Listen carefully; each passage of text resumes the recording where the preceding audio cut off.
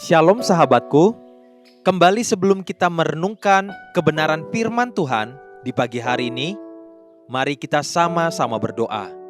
Bapa Surgawi, terima kasih ya Tuhan untuk kebaikan Tuhan di dalam kehidupan setiap kami. Sekarang, sebelum kami mengawali aktivitas dan pekerjaan kami rindu untuk duduk diam, belajar, dan mendengarkan kebenaran firman-Mu.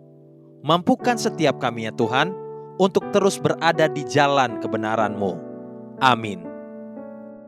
Pagi hari ini, kita akan kembali merenungkan kebenaran firman-Nya dengan tema Memandang Rendah Kasih Karunia Tuhan.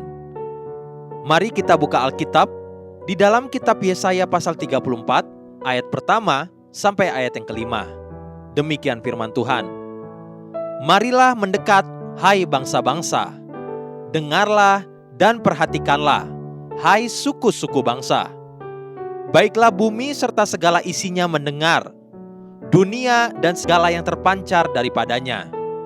Sebab Tuhan murka atas segala bangsa, dan hatinya panas atas segenap tentara mereka. Ia telah mengkhususkan mereka untuk ditumpas, dan menyerahkan mereka untuk dibantai. Orang-orangnya yang mati terbunuh akan dilemparkan, dan dari bangkai-bangkai mereka akan naik bau busuk. Gunung-gunung akan kebanjiran darah mereka. Segenap tentara langit akan hancur, dan langit akan digulung seperti gulungan kitab. Segala tentara mereka akan gugur seperti daun yang gugur dari pohon anggur, dan seperti gugurnya daun pohon ara. Sebab pedangku yang di langit sudah mengamuk. Lihat, ia turun menghakimi Edom, bangsa yang kukhususkan untuk ditumpas. Betapa malangnya nasib orang-orang Edom yang bisa dikatakan telah divonis Tuhan menjadi seteru atau musuhnya Allah. Bagaimana tidak? Sebab di kitab Yesaya tadi, Tuhan berkata, sebab pedangku yang di langit sudah mengamuk. Lihat, ia turun menghakimi Edom, bangsa yang kukhususkan untuk ditumpas. Kenapa Edom harus dikhususkan untuk ditumpas dan dihabisi?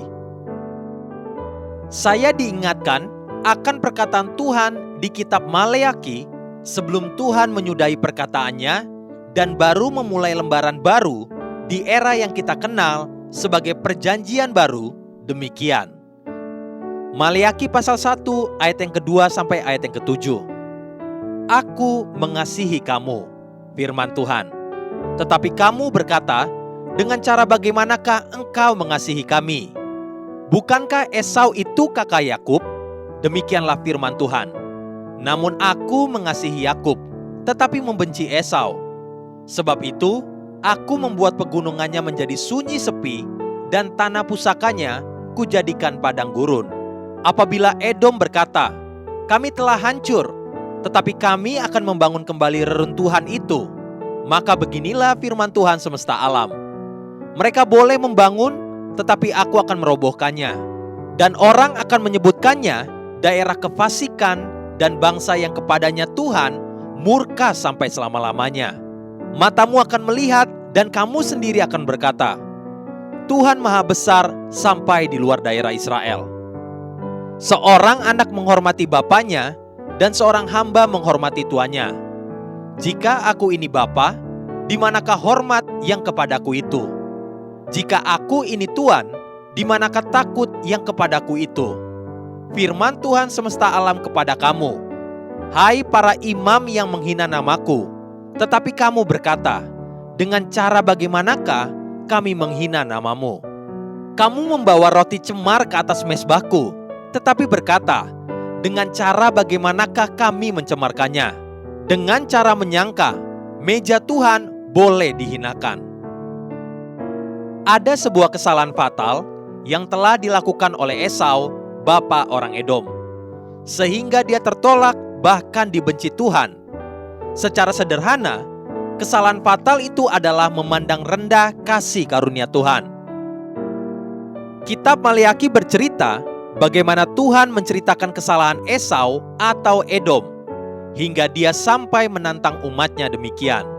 Seorang anak menghormati bapaknya, dan seorang hamba menghormati tuannya. Jika aku ini Bapa, di manakah hormat yang kepadaku itu? Jika aku ini Tuhan, di manakah takut yang kepadaku itu?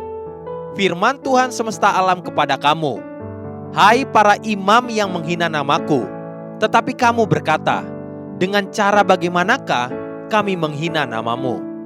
Kamu membawa roti cemar ke atas mezbahku, tetapi berkata, dengan cara bagaimanakah kami mencemarkannya? Dengan cara menyangka, meja Tuhan boleh dihinakan. Ketika kita yang telah ditebus Tuhan dan diselamatkan, bahkan telah diampuni dosa-dosanya, namun kita terus-menerus kembali kepada dosa yang lama, bukankah itu berarti kita telah menganggap rendah semua kasih karunia yang Tuhan berikan? Seakan-akan sama seperti kita membawa roti cemar ke atas mezbah Tuhan. Bukankah itu sebuah penghujatan terhadap kasih karunia Tuhan yang telah begitu berharga bagi kita? Pagi ini, belajarlah untuk hidup dengan penuh rasa hormat akan Tuhan dengan menjalani hidup yang berkenan dan sesuai dengan firman-Nya. Haleluya. Sahabatku, mari kita sama-sama berdoa. Terima kasih Bapa Surgawi untuk kebenaran firman-Mu. Terus tuntun dan arahkan setiap kami ya Tuhan, agar tiap-tiap hari kami terus menaruh hormat akan Engkau. Amin. Jesus loves you and so do I.